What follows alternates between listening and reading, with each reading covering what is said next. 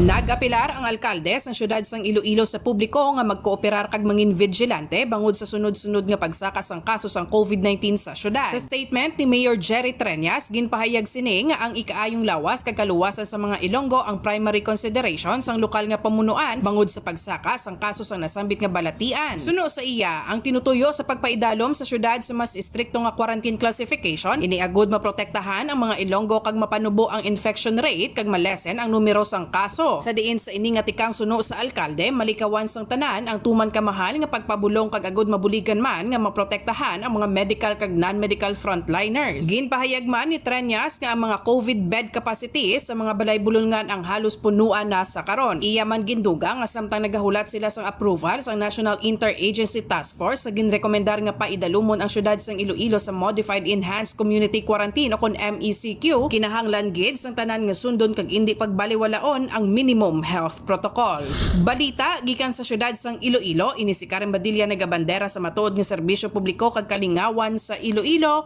Radyo Bandera.